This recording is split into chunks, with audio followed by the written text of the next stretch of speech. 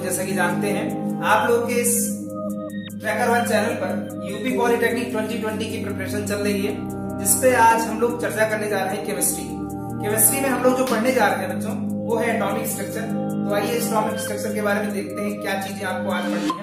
हम लोग इससे प्रीवियस वीडियो में हम लोगों ने डिस्कस किया था डाल्टन्स एटॉमिक थ्योरी, रदरफोर्ड परमाणु मॉडल, उसके बाद हम लोग ने चर्चा किया था नील्स बोर मॉडल, और उससे बिफोर हम लोगों ने चर्चा कर लिया था मॉडर्न एटॉमिक थ्योरी। तो आइए बच्चों, आज जो हम शुरू करने जा रहे हैं वो है सोमरफील्ड का परमाणु मॉडल। तो बच्चों, सोमरफील्ड का परमाणु मॉडल क्या होता है, आइए देखते हैं। सबसे पहले ऑन दिस स्क्रीन तो जानते हैं क्या है सोमरफील्ड का परमाणु मॉडल। तो बच्चों, परमाणु मॉडल सोमरफील्ड का जो है वो क्या कहता है, देखते हैं। सबसे पहले जानते हैं सोमरफील्ड ने क्या बताया। फर्स्ट ऑफ ऑल, सोमरफील्ड ने बताया कि जो परमाणु जो होता है उसमें इलेक्ट्रॉन होते हैं। इलेक्ट्रॉन तो पहले से क्लियर था, होते हैं, लेकिन इन्होंने जो बताया कि उसमें इलेक्ट्रॉन परमाणु के दीर्घवृत्ताकार कक्षा में चक्कर लगाते हैं। तो सबसे पहली थ्योरी इन्होंने दी कि इलेक्ट्रॉन दीर्घवृत्ताकार कक्षा में चक्कर लगाते हैं। क्या करते हैं, चक्कर लगाते हैं। बच्चों, इन द सेंस दीर्घवृत्ताकार कक्षा में चक्कर लगाने का मतलब क्या है, देखिए जब अंडाकार होता है, दीर्घवृत्त कैसा होता है, अंडाकार होता है, और यहां पर क्या है, इलेक्ट्रॉन जो है इस दीर्घवृत्ताकार कक्षा में क्या करते रहते हैं, चक्कर लगाते रहते हैं। इन्होंने फर्स्ट जो बताया। उसके बाद जो इन्होंने सेकंड बताया वो ये बताया कि जो कक्षा होते हैं उनको हम और छोटे कक्षकों में बांट सकते हैं, जिसको इंग्लिश में ऑर्बिटल कहते हैं। यानी जो कक्षाएं होती हैं, दूसरा पार्ट, उनको और छोटे छोटे कक्षकों में विभाजित किया। छोटे छोटे कक्षकों में विभाजित किया बच्चों। इसके बाद क्या हुआ, कक्षकों में विभाजित करने के बाद इन्होंने बताया कि जो कक्षाओं, यानी इस जो दीर्घवृत्ताकार कक्षा में चक्कर लगाते हैं, इन कक्षाओं का जो इलेक्ट्रॉनों का जो कोणीय संवेग है, इलेक्ट्रॉनों का क्या है, कोणीय संवेग जो होता है वो kh/2π के पूर्ण गुणज होता है। इसका मतलब क्या है, जहां k का मान क्या होता है, 1, 2, 3। ठीक है बच्चों, अब बात आती है कि ये के क्या होता है, पूर्ण गुणज होता है। इसके बाद जो अगली बात आती है वो ये आती है, जो n/k, सबसे पहले जान लेते हैं k का जो मान होता है वो क्या होता है, n के मान पर निर्भर करता है। k का मान किसके मान पर निर्भर करता है, n के मान पर निर्भर करता है। k का मान n के मान पर निर्भर करता है। n क्या होता था बच्चों, तो n के बारे में भी आगे चर्चा करेंगे। n होता था मुक्त क्वांटम संख्या, यानी कक्षाओं की संख्या। अब k का मान n के मान पर निर्भर करता है, और देखिए n के मान के बराबर k के मान होते हैं, यानी जितना n कहेगा उतना ही k होगा। कहने का मतलब देखिए, जैसे n बराबर 1 के लिए k का मान 1, n बराबर 2 के लिए k का मान 2 हो जाएगा। 2 इन द सेंस 2 मतलब k का मान 1 और 2 हो जाएगा। n बराबर 3 के लिए k का मान 3 होगा, 1, 2, 3। बात समझ में? यानी k का मान n के मान पर बच्चों क्या करता है, निर्भर करता है। इस बात में, यानी इस सोमरफील्ड के मॉडल में ये बात कहेगी। यहां से इन्होंने ये कहा कि जो n/k का जो अनुपात होता है, n/ जो k का अनुपात होता है, वो जो होता है वो दीर्घ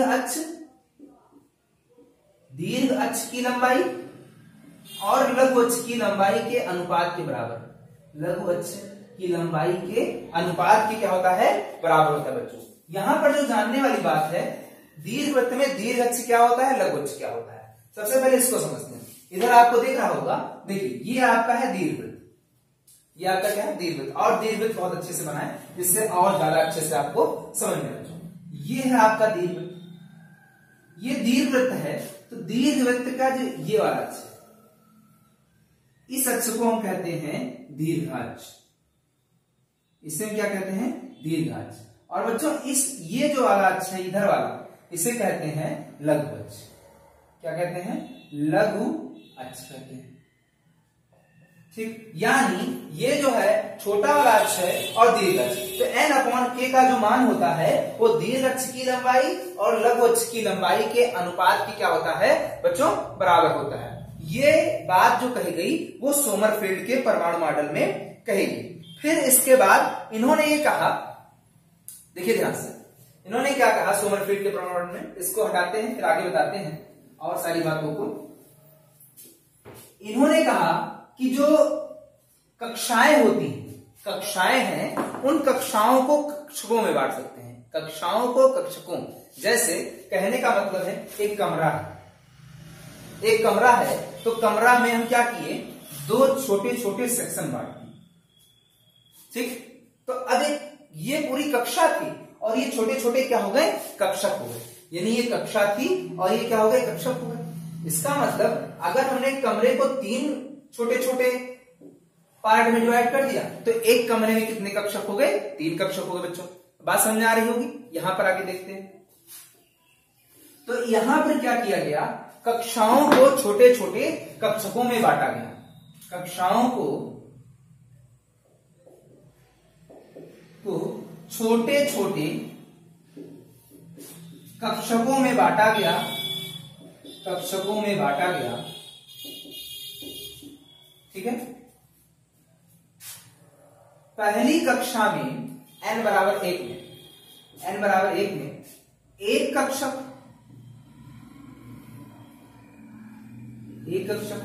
जिसका नाम s ऑर्बिटल रखा है, जिसका नाम s कक्षक रखा गया।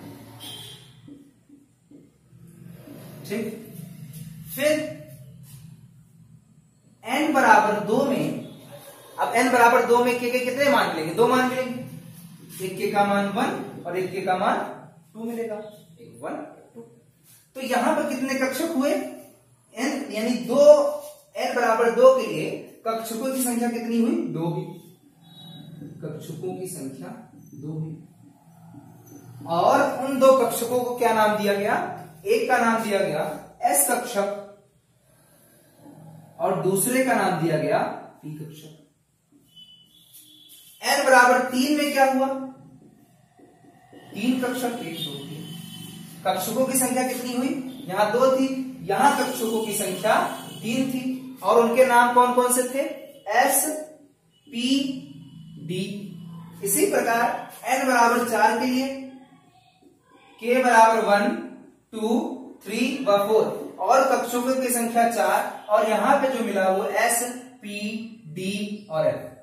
उम्मीद करते बच्चों आपको दिख रहा होगा s p d और कौन सा f, यानी 4 कक्षक यहां पर मिले। तो अब आप देख पा रहे हैं n बराबर 4 के लिए कितने कक्षक मिले? 4 कक्षक मिले। अब बात आती है कि इन कक्षकों का आकार कैसा था, इन कक्षकों के नाम क्या थे? एक छोटे से पॉइंट ऑफ व्यू से समझते हैं इनके आकार और इनके नाम। तो बच्चों अब आगे बढ़ते हैं, आगे आइए देखते हैं। जैसा कि आप लोगों ने इसमें देखा कक्षकों के बारे में, यानी n बराबर 1 के लिए एक कक्षक, n बराबर 2 के लिए 2 कक्षक, n बराबर 3 के लिए 3 कक्षक और n बराबर 4 के लिए 4 कक्षक और n बराबर 5 के लिए भी 4 ही कक्षक। यानी कुल मिलाके हमको जो उपकोष पढ़ने हैं वो 4 ही पढ़ने हैं। s p d f। थोड़ा सा जानते हैं s p d f है क्या। तो बच्चों s उपकोष, देखिए क्या किया गया? कक्षाओं को छोटे कक्षकों में बांटा गया। जैसा कि भी आपको एग्जाम्पल हमने समझाया था, छोटे कक्षकों को जो नाम दिया गया वो कहा गया उपकोष। छोटे कक्षकों को क्या नाम दिया बच्चों? उपकोष नाम दिया गया। अब उपकोष में 4 उपकोष जो आप सुने, कौन कौन से उपकोष? एक S सुना, एक P सुना, एक D सुना और एक कौन सुना? F सुना, यानी S P D F। ठीक है, अब बात करते हैं S उपकोष। S उपकोष क्या होता है? तो S उपकोष गोलीय होता है। इसका आकार कैसा होता है? गोलीय आकार का होता है इसमें दो इलेक्ट्रॉन होते हैं, अधिकतम हो सकते हैं, होते नहीं हैं, दो इलेक्ट्रॉन अधिकतम हो सकते हैं, अधिकतम हो सकते हैं। इनका जो स्पिन होता है, इनका जो चक्रण होता है, वो क्या होता है, एक दूसरे के विपरीत होता है। इनका चक्रण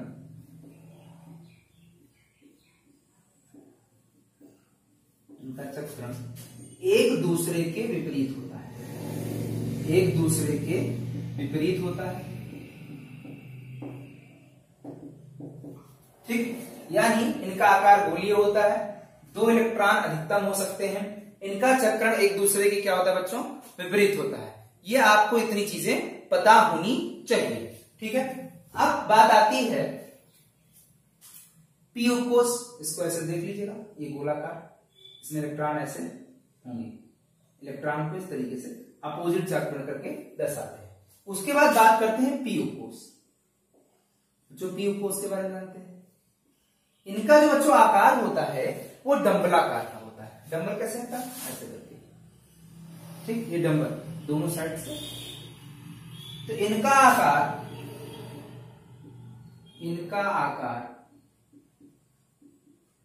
डंबलाकार होता है।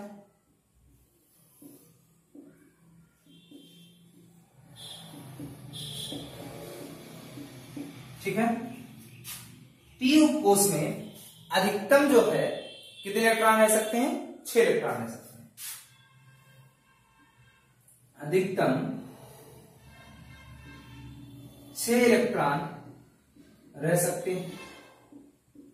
ठीक, कितने इलेक्ट्रॉन रह सकते हैं, 6 इलेक्ट्रॉन रह सकते हैं। अब बात आती है कि इनके जो 6 इलेक्ट्रॉन रह सकते हैं, उनके डंबलाकार जो कोष होते हैं उनके नाम क्या होते हैं। तो इनके नाम जो हैं वो हैं पीएक्स, पीवाई व पी। तो जो डंबलाकार कोष उनके नाम क्या है, पीएक्स, पीवाई व पीजेड। इसके बाद बात करते हैं डी कोष। ये बच्चों कैसा होता है, तो ये बच्चों ये क्या होता है, द्विडंबलाकार होता है। कैसा होता है बच्चों, द्विडंबलाकार इनकी आकृति होती है। ठीक, अब बात आती है इनका आकार कैसा होता है, तो हमने बताया द्विडंबलाकार आकार, द्विडंबलाकार। ठीक, बात आती है इसमें अधिकतम कितने इलेक्ट्रॉन रह सकते हैं।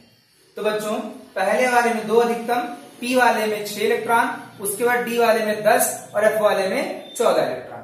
ठीक है, तो इसमें कितने इलेक्ट्रॉन रह सकते हैं, 10 इलेक्ट्रॉन अधिकतम रह सकते हैं, अधिकतम। ठीक है, अब बात आती है इनके जो नाम है वो कौन कौन से हैं। तो इनके जो नाम है वो DXY, DYZ, DZX, DX square minus Y square, तथा जो अंतिम वाले का नाम है वो DZ स्क्वायर। ठीक है, तो आप ये चीज समझ गए होंगे कि एस उपकोष, पी उपकोष और डी उपकोष। इसके बाद में बच्चों हम एफ उपकोष के बारे में जनरल जानकारी दे देते हैं। एफ उपकोष में 14 इलेक्ट्रॉन अधिकतम रह सकते हैं और जो इनका आकार होता है वो आपको मिलेगा जटिल आकार होता है। बच्चों इनका आकार कैसा होता है, जटिल आकार होता है। ठीक है, तो आपने एस पी डी एफ उपकोष पढ़ लिया। अब इसके बाद हम लोग देखने जा रहे हैं बोरबरी का सिद्धांत। बोरबरी का सिद्धांत